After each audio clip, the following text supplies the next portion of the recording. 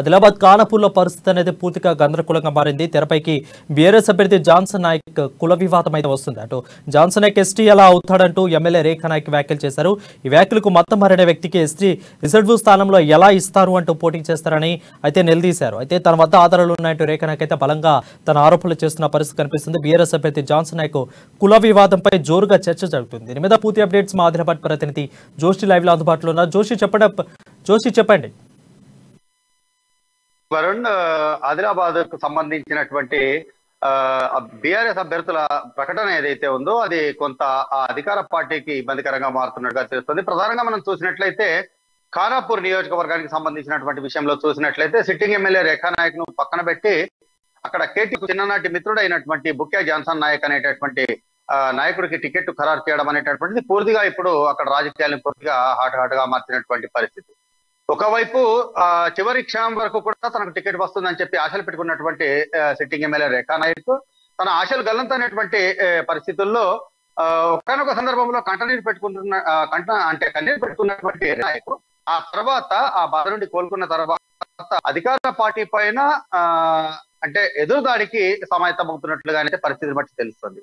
ఎవరైతే బుక్యా జాన్సన్ నాయక్ అనేటటువంటి నాయకుడికి టికెట్ ఖరారైనటువంటి నేపథ్యంలో అసలు ఎస్టీఏ కానటువంటి ఆయనకు టికెట్ ఎలా కేటాయిస్తారు అంటూ అధిష్టానానికే నేరుగా ప్రశ్నలు సంధించినటువంటి పరిస్థితి ఇక్కడ కనిపిస్తుంది. అంటే జమ్మికుంటకు చెందినటువంటి బుక్యా జాన్సన్ నాయక్ వాళ్ళ ఫోర్ ఫాదర్స్ కాలం నుండి కూడా వాళ్ళ తాతల ముత్తాతల కాలం నుండి కూడా మతం మారి క్రైస్తవ మతంలో చేరినటువంటి కుటుంబానికి చెందినటువంటి వ్యక్తి అయినటువంటి జాన్సన్ నాయక్ ఎస్టీ రిజర్వ్డ్ స్థానమైనటువంటి ఖానాపూర్ నుండి టికెట్ కేటాయించడం అనేటటువంటిది ఆ విషయాన్ని ఆమె పూర్తిగా తప్పుపడుతున్నటువంటి పరిస్థితి. జాన్సన్ నాయక్ సంబంధించినటువంటి కుటుంబానికి సంబంధించినటువంటి పూర్తి ఆధారాలు అంటే మతం మార్పిడికి సంబంధించినటువంటి ఆయన క్రైస్తవుడే తప్ప హిందూ గిరిజనుడు కాదు అనడానికి అవసరమైనటువంటి ఆధారాన్ని పూర్తిగా తన వద్ద ఉన్నాయనేటటువంటి కోణంలో ఆమె వ్యాఖ్యలు చేయడం అనేటటువంటి పూర్తిగా ఇప్పుడు హాట్ టాపిక్ గా మారినటువంటి విషయం. అయితే దీనికి సంబంధించి మరోవైపు కులానికి సంబంధించినటువంటి విషయంలో ఇంతవరకు స్పష్టతనివ్వడానికి జాన్సన్ నాయక్ ముందుకు రాకపోవడం, అలాగే పలు సందర్భాల్లో మీడియా ప్రశ్నలు ఆయనను అడిగినప్పటికీ కూడా ఇదే విషయమై ప్రశ్నించినప్పటికీ కూడా ఆయన దాటవేసేటటువంటి ధోరణి తప్ప దీనికి స్పష్టత ఇవ్వకపోవడం అనేటటువంటిది రేఖా నాయక్ చేసినటువంటి ఆరోపణలకు బలం చేకూరుస్తున్నట్లుగా మనకు తెలుస్తోంది. అయితే ఈ నేపథ్యంలో అంటే రెండు విషయాలు ఇక తెరపైకి వస్తున్నాయి. ఒకవేళ జాన్సన్ నాయక్ సంబంధించినటువంటి మత మార్పిడి విషయం అంటే ఆయన గిరిజనుడు కాదు క్రైస్తవుడు అనేటటువంటి విషయం అధిష్టానానికి తెలియదా అనేటటువంటిది ఒక ప్రశ్న. ఒకవేళ తెలియనట్లయితే ప్రస్తుతం ఇప్పుడు తెలిసేటటువంటి పరిస్థితుల్లో ఖానాపూర్ అభ్యర్థికి సంబంధించి మళ్ళీ మార్పులు చేర్పులు ఉంటాయా అనేటటువంటిది ఇంకో మరో ప్రశ్న.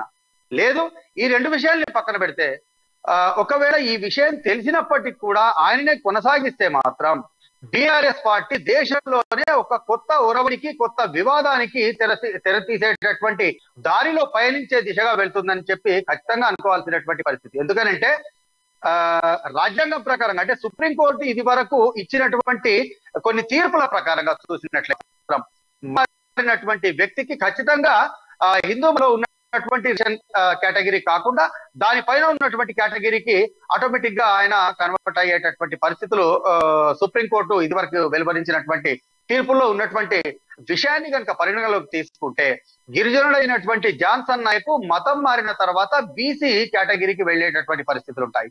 ఎస్టీ రిజర్వ్డ్ స్థానమైనటువంటి ఖానాపూర్ నుండి బీసీ కేటగిరీకి చెందినటువంటి జాన్సన్ నాయక్ టికెట్ ఇవ్వడము అనేటటువంటిది రాబోయే రోజుల్లో చాలా రాజకీయ దుమారానికి వివాదాలకు దారితీసేటటువంటి పరిస్థితులకు కారణమయ్యేటటువంటి అవకాశాలు స్పష్టంగా ఉంటాయి.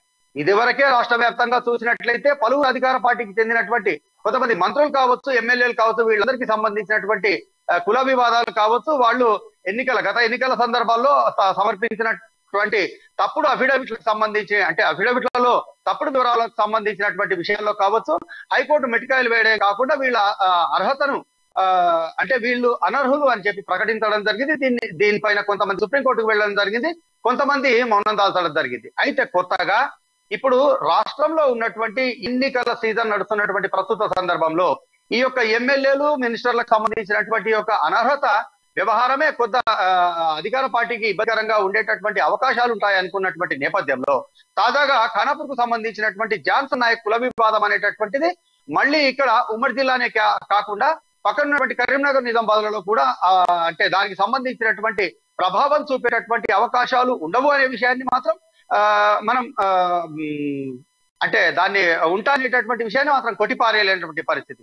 ఎందుకనంటే ఒక రిజర్వ్డ్ స్థానమైనటువంటి ఎస్టీ రిజర్వ్ స్థానమైనటువంటి ఖానాపూర్ నుండి ఎస్టీ కానటువంటి అభ్యర్థిని బరిలోకి నిలపడము అని అంటే ఇది కావాలని చెప్పి బీఆర్ఎస్ పార్టీ ఈ యొక్క తప్పుడు విధానాన్ని అవలంబిస్తోంది అనేటటువంటి ఈ యొక్క ఇండికేషన్ యావత్ రాష్ట్రంలో ఉన్నటువంటి గిరిజన వర్గాలన్నిటికీ కనుక చేరినట్లయితే ఆయా నియోజకవర్గాల్లో ఉన్నటువంటి గిరిజనులందరూ కూడా దీనిపైన ఖచ్చితంగా రెస్పాండ్ అయ్యేటటువంటి పరిస్థితులు అయితే ఉంటాయని చెప్పవచ్చు. ఇదే కనుక జరిగినట్లయితే రాష్ట్ర వ్యాప్తంగా ఉన్నటువంటి ప్రస్తుతం ఉన్నటువంటి మంత్రులు కావచ్చు, ఎమ్మెల్యేలు కావచ్చు, యావత్ రాష్ట్రంలో ఉన్నటువంటి పరిస్థితులలో కొంత మార్పులు అయితే ఖచ్చితంగా కనిపించేటటువంటి అవకాశం ఉంటుంది. వేచి చూడాల్సిందంటే రాబోయే రోజుల్లో జాన్సన్ నాయక్ దీనిపైన ఏదైనా స్పందిస్తారా, లేకపోతే మౌనం దాలుస్తారా, లేదా అధిష్టానం దీనిపైన స్పందిస్తుందా, లేకపోతే వాళ్ళు కూడా ఈ విషయాన్ని పక్కదారి పట్టించేటటువంటి ప్రయత్నాలు ఏమైనా చేస్తారా అనేటటువంటి విషయంలో కొంత వేచి చూడక తప్పనటువంటి పరిస్థితి. అయితే రేఖా నాయక్ మాత్రం ఈ విషయాన్ని ఇంతటితో వదిలిపెట్టే చెప్పి తన వద్ద ఉన్నటువంటి ఆధారాలన్నిటితో కోర్టుకు వెళ్ళాలని చెప్పి ఆమె బాహటంగానే చేసినటువంటి ఏవైతే వ్యాఖ్యలు ఉన్నాయో ఇప్పుడు ఖానాపూర్ నియోజకవర్గ వ్యాప్తంగానే కాకుండా ఉమ్మడి జిల్లాలో పూర్తిగా రాజకీయ వర్గాల్లో కాకరేపుతున్నటువంటి పరిస్థితి నెలకొంది. వరం అయితే జోషి మనం ఒకటి ఇక్కడ గట్టిగా మాట్లాడుకోవాల్సిన విషయం ఒకటి ఉంది. జాన్సన్ విషయం అసలు బీఆర్ఎస్ హైకమాండ్ కి తెలిసే ఇచ్చారు. ఎందుకంటే 4 ఫాదర్ నుంచి వాళ్ళు క్రైస్తవులకు మారారని మనకైతే స్పష్టంగా తెలుస్తుంది. సో తెలియకుండా ఇచ్చారనైతే మాట అవాస్తవం మనం చెప్పవచ్చు. సో తెలిసే ఇచ్చారా లేదంటే తెలిసినా కానీ ఎలా ఇచ్చారు అనేది రేఖా నాయక్ అడుగుతున్న ప్రశ్న మీద హైకమాండ్ ఏమన్నా స్పందించే అవకాశాలు కనిపిస్తున్నాయా? ఖచ్చితంగా అంటే బీఆర్ఎస్ అధిష్టానానికి జాన్సన్ నాయక్ మత మార్పిడికి సంబంధించినటువంటి వ్యవహారం తెలియదు అనుకోవడానికి కూడా వీల్లేదు. ఎందుకంటే ఇది వరకు జాన్సన్ నాయక్ ఖానాపూర్ నియోజకవర్గం పైన దృష్టి సారించే కంటే ముందుగా హైదరాబాద్ వేదికగా జరిగినటువంటి కొన్ని సమావేశాలు, సభలకు సంబంధించినటువంటి వేదికల్లో స్వయాన యువరాజుగా అధికార పార్టీ వాళ్ళు పేర్కొనేటటువంటి కేటీఆర్ఏ స్వయంగా జాన్సన్ నాయక్ సంబంధించినటువంటి క్రైస్తవ్యం గురించి ఆయన కొన్ని వ్యాఖ్యలు చేసినటువంటి విషయం ఇది వరకు సోషల్ మీడియాలో చాలా వరకు వైరల్ అయినటువంటి సందర్భం. అయితే ప్రస్తుతం రేఖా నాయక్ కూడా ఈ వ్యాఖ్యలను తన వ్యాఖ్యల్లో ఈ విషయాలను ఉటంకిస్తున్నటువంటి పరిస్థితి. గతంలో కేటీఆర్ చేసినటువంటి జాన్సన్ నాయక్ కు సంబంధించినటువంటి మత మార్పిడి వీడియో క్లిప్పులను ఇప్పుడు స్థానికంగా అంటే ఖానాపూర్లోనే కాకుండా నిర్మల్, ఆదిలాబాద్ జిల్లాల్లో కూడా ఈ యొక్క వీడియోలు కొంత వైరల్ అవుతున్నట్టుగా తెలుస్తోంది. అయితే రాబోయే రోజుల్లో ఇదే పరిస్థితి మరింత ఉధృతమైనట్లయితే మాత్రం ఖచ్చితంగా అధికార పార్టీకి కొంత కాదు చాలా వరకు ఇబ్బందికర పరిస్థితులు ఉంటాయని చెప్పవచ్చు. ఎందుకంటే ఉమ్మడి ఆదిలాబాద్ జిల్లాలో ఉన్నటువంటి మొత్తం 10 అసెంబ్లీ నియోజకవర్గాల్లో 2 ఎస్టీ రిజర్వ్డ్ కాగా 3 ఎస్టీ రిజర్వ్డ్ స్థానాలు. ఎస్టీ రిజర్వ్డ్ స్థానాలే కాకుండా జనరల్ స్థానాల్లో కూడా గిరిజనులకు సంబంధించినటువంటి, ఆదివాసీలకు సంబంధించినటువంటి ఓటర్ల సంఖ్య చెప్పుకోదగ్గ స్థాయిలో ఉన్నటువంటి విషయం అందరికీ తెలిసిందే. ఈ నేపథ్యంలో జాన్సన్ నాయక్ కు సంబంధించినటువంటి విషయంలో అధికార పార్టీ నిర్లక్ష్య వ్యవహరించడమో లేదా గిరిజనులే కదా ఏమి చేయలేరు అనేటటువంటి ధ్వని అవలంబించడం కనుక జరిగినట్లయితే ఈ యొక్క ప్రభావం ఖచ్చితంగా రాబోయే ఎన్నికల్లో మాత్రం ఖచ్చితంగా ఉమ్మడి ఆదిలాబాద్ జిల్లాకు చెందినటువంటి 10 నియోజకవర్గాల్లో కూడా ప్రభావం చూపేటటువంటి అవకాశాలు మాత్రం స్పష్టంగా ఉంటాయని మాత్రం ఖచ్చితంగా చెప్పవచ్చు. జోషి ఒక విధంగా చెప్పుకోవచ్చు, రేఖా నాయక్ తన దగ్గర ఆధారాలు పగడ్బందీగా ఉన్నైతే గట్టిగా వ్యాఖ్యలు చేస్తున్నాడు.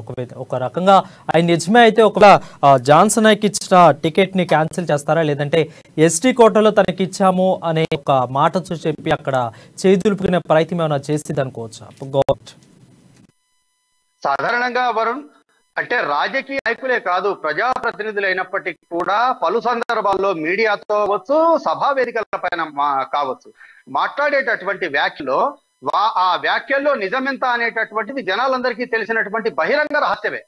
అంటే 100 వ్యాఖ్యలు చేస్తే దాంట్లో ఎన్ని నిజాలు ఉంటాయి, ఎన్ని అబద్ధాలు ఉంటాయి అనేటటువంటిది విషయంలో జనాలకు అవగాహన లేదు అని మనం అనుకోవడానికి లేదు. కానీ ఎన్నికల ప్రక్రియ అనేటటువంటిది పూర్తిగా ఎన్నికల కమిషన్ కు సంబంధించినటువంటి నియమ నిబంధనలతో అలాగే రాజ్యాంగంలో ఉన్నటువంటి విషయాల ఆధారంగానే ఎన్నికలు జరిగేటటువంటి పరిస్థితి ఉంటుంది. కాబట్టి తన అఫిడవిట్ ఏదైతే సమర్పించాల్సినటువంటి సందర్భం ఉంటుందో అక్కడ కుల ప్రస్తావన వచ్చినప్పుడు ఏ రిజర్వేషన్ కేటగిరీకి చెందినటువంటి వ్యక్తి అనేటటువంటి ప్రస్తావన వచ్చినటువంటి ఆ యొక్క కాలంలో మాత్రం ఖచ్చితంగా ఆ యొక్క విషయాన్ని పేర్కొనాల్సినటువంటి సందర్భం ఉంటుంది.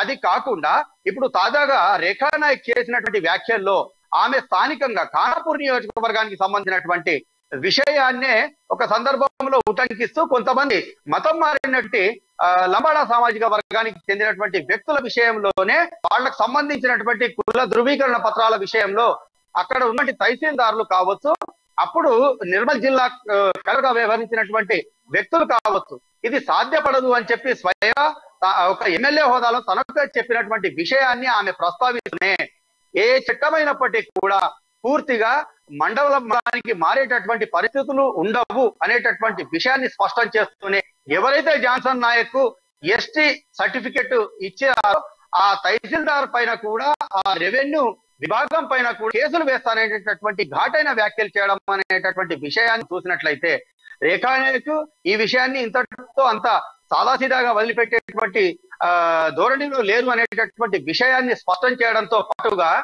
ఖచ్చితంగా నియమ నిబంధనల ప్రకారంగా జరిగేటటువంటి ఎన్నికల ప్రక్రియలో ఖచ్చితంగా జాన్సన్ నాయక్ సంబంధించినటువంటి ఏదైతే దాపరికం సంబంధించినటువంటి విషయం ఉందో అది బహిర్గతం కాక మానదు అనేటటువంటి విషయాన్ని మాత్రం మనకు స్పష్టం చేస్తుంది వరుణ్.